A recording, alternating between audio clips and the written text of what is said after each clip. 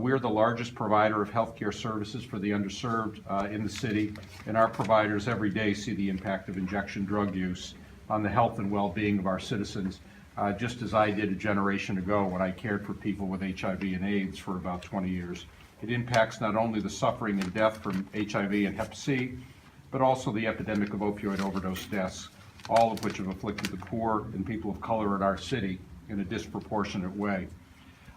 Syringe services programs were controversial years ago, but with the passage of time, data has shown that many reasonable fears regarding these programs have not been supported by the facts.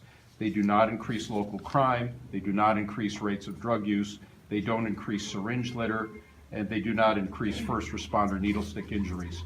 Rather, they reduce suffering and public health expense related to HIV, Hep C, and drug overdoses, and importantly, increase the likelihood of referrals to programs for treating substance use disorders. They promote education around safer sex practices and safer injection techniques.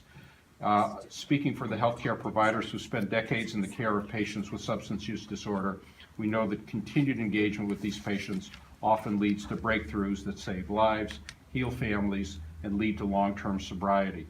Given the authority that the governor has wisely put in the Public Health Council, I would urge you to approve a syringe services program for the city.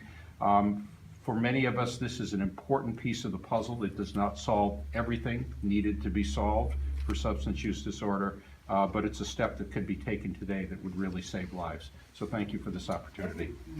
Thank you, Dr. Keroack. We appreciate your taking the program has never been able to give out syringes. Because of that, I have continued to see people die from overdoses, HIV, hepatitis C, and other related health issues. Syringe service programs do not increase local crime, drug use, or increase syringe litter. Instead, they provide individuals health services and entry in other needed services, such as access to treatment and the life-saving Narcan. Thank you, Practice down the street at Mason Square Health Center, and every other Monday in my clinic I see the ravages of substance use disorder in my patients. I am heartened that the Public Health Council has taken up this issue once again. There are a couple of things that I'd like to put on the record.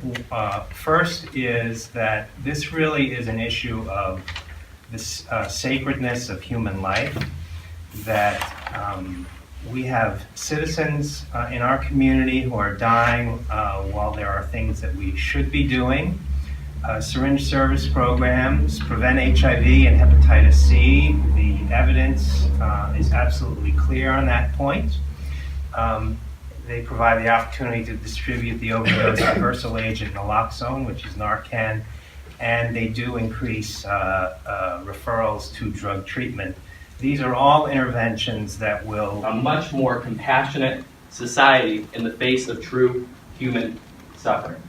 And I can only imagine that this is a very safe hearing, that this is an issue that is going to pass and that I should attend. And here today, we have experts in the public health field, we have experts in the medical field, we have experts in harm reduction, and community members who have been on the front lines of this issue for decades, coming to us and saying the best practices are clear.